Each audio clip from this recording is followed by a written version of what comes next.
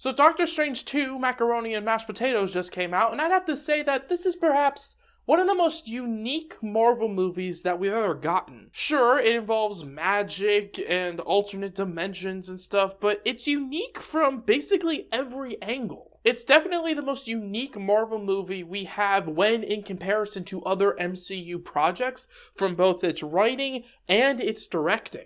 And while I did like the movie overall and had a pretty enjoyable experience throughout my time with the film, I have to say that sometimes those unique little quirks ended up not really being such a good change to the MCU formula. Hey guys, my name is DJ, and welcome to my spoiler review for Doctor Strange and the Multiverse of Madness. So if you haven't seen the movie already, that little preamble is basically what you're going to get from me that doesn't involve spoilers. So if you haven't seen it, go check it out, then come back here, like the video, all of that fun YouTube nonsense. But yeah, so Doctor Strange and the Multiverse of Madness was definitely a unique movie, okay? It's definitely the most non-MCU feeling MCU movies we've gotten outside of maybe The Incredible Hulk, okay? I will say that a lot of the MCU movies do kind of have a similar feel. However, this one kind of knew what the audience wanted in terms of its directing in particular, with Sam Raimi obviously returning to a Marvel project via Doctor Strange and the Multiverse of Madness. So they definitely let him come in and play around with different directing and camera techniques, which you see a lot throughout the movie. And I want to keep this review as positive as I can because I did actually like my time with the movie, but I will say that perhaps the biggest con I have when it comes to this movie in particular is some of its directorial choices. Okay, you're gonna see some pretty interesting and wacky stuff when it comes to how the camera moves, and it can be a little nauseating, but overall, it's one of those things that I personally at least could kind of get used to over time, okay? The MCU kind of has a similar directorial style to all the other movies, but this movie is very different, and it can be a little hard to adjust to it immediately, but I at least got through the movie completely fine. But that's honestly really my biggest criticism for the directing, because otherwise, once you get past that hurdle in the first 10 minutes, I absolutely loved the directing in this movie, okay? Once I, adjusted my eyes thinking, oh yeah, this isn't like any other Marvel movie, I have to actually watch it in a way that doesn't make me puke. It was actually a lot of fun, but the directing is obviously not my only focus through the movie, okay? There's a lot of interesting stuff that happens with the story for good and for bad, but I'm just going to start off this video with what I liked. So for one, the fight scenes in this movie might be overall in any single Marvel movie the best fight scenes that we've ever gotten, okay? When I watched this movie, my brain harkened back to the Spider-Man No Way Home fight between Spider-Man and Doctor Strange, because I love that fight. That's one of my favorite fights in the entirety of the MCU. This movie has that fight every single fight. Obviously, you expect some weird magic shit to be happening in this movie, but every single fight was unique and interesting. If you've seen the movie, the music note fight is hands down one of my favorite fight scenes ever. Not to mention the fact that the death scenes in this movie are absolutely brutal, okay? This is perhaps the most R-rated MCU movie we've gotten, and they were hyping up throughout the trailers and the press for this movie that it was going to be a bit gory, a bit horror perhaps, and I absolutely loved it. I expected more horror elements from the sense of that it's scary.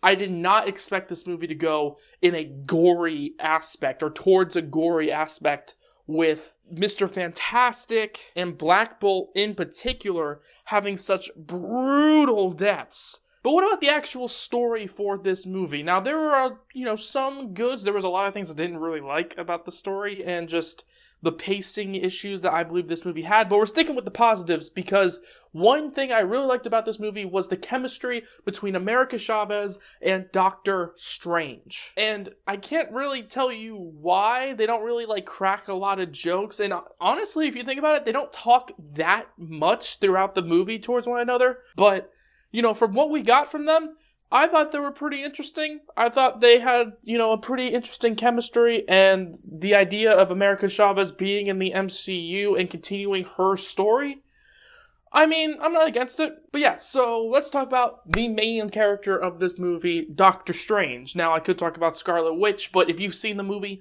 you know how good Scarlet Witch is in this movie. The acting from her steals the show for me. But Doctor Strange's character arc throughout the film is perhaps my favorite character arc in the entire movie. Doctor Strange finally getting the chance to tell Christine how he really feels, even if she's another universe version of her.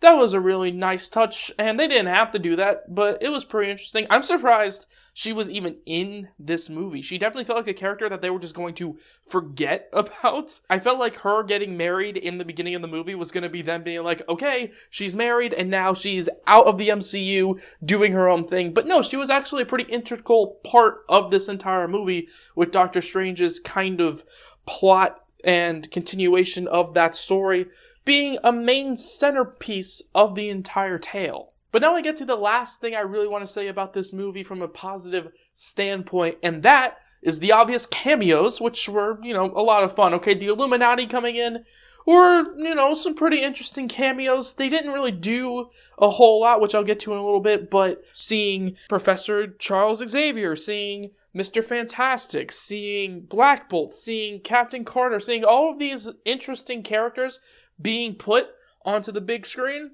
it was a nice little touch, and, it popped me, made me happy, and made me excited. But sadly, there's not too much you can say about them. Which takes us to the things that I didn't really like about this movie. While I did like seeing those different cameos from the Illuminati, I will say that I expected a little bit more. And I understand that perhaps these cons that I have for the movie will sound like, my personal expectations not necessarily being met.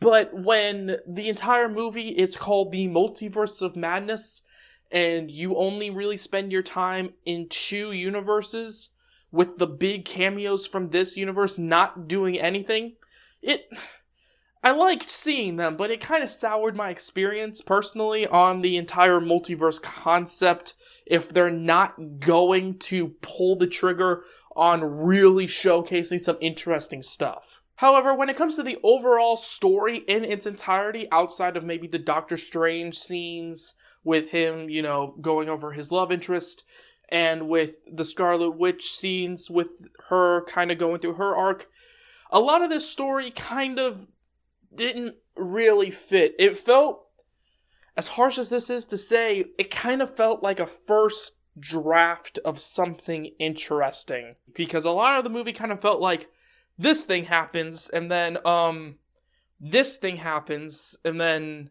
this thing happens, and it feels like not a whole lot of cohesion. They didn't have the glue to really nail this story and to really make it feel, to take it from here and to make it go all the way up to here. It was still down here, and it feels like they kind of had something in mind, and they really wanted to do something, but they either didn't have enough time, or just something happened in there that stopped it from really reaching those, No Way Home levels of, oh shit, this is awesome! And sure, this whole movie was kind of just a fetch quest, but they never even properly explained what this fetch quest was for. I know what the Book of Vishanti is, and that's only because I'm researching for a video, perhaps even my next video, that talks about the Vishanti and the Sorcerers of Supremes and stuff. The movie didn't really, properly explain what the Book of Vishanti was. They were like, oh, this is a powerful thing.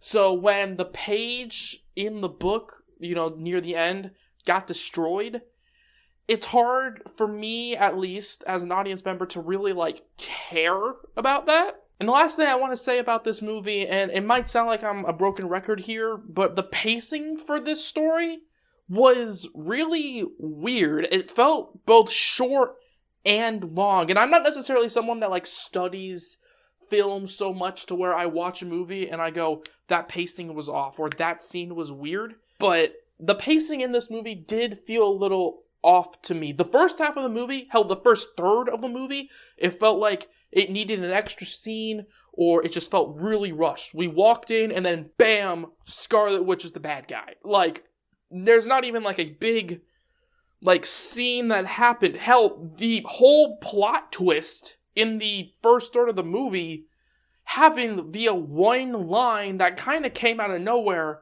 And sure, Wanda's whole kind of arc in this movie is understandable, but it feels as though it jumped into that story, and within the first third, 90% of her story was told, where it could have kind of been spread out. It just felt like it was really rushed when, especially if you look at like the rest of the movie, you kind of wonder where that time went, because as much as I loved, this movie, I loved Doctor Strange, I loved his arc, I loved Wanda's arc, and her acting, obviously, like I said, is chef's kiss the best acting in the movie. It needed something. She needed at least one scene where perhaps we thought she was the good guy, as opposed to one scene where she was the good guy for the first 2 minutes, says something, and then she's the bad guy for the rest of the movie, and doesn't really do anything until the end. But when it comes to my overall rating, my overall score for this movie, when I walked in, I was expecting, oh shit, this could be like an 8, 9 out of 10 movie, just from me freaking out and being a fan. But I hate to say it, it's just a 7 out of 10 for me. Now, 7 out of 10 obviously isn't bad. I've given plenty of movies 7 out of 10s. But this movie it had the pieces to be an 8 or a 9, and it felt like those puzzle pieces didn't quite connect.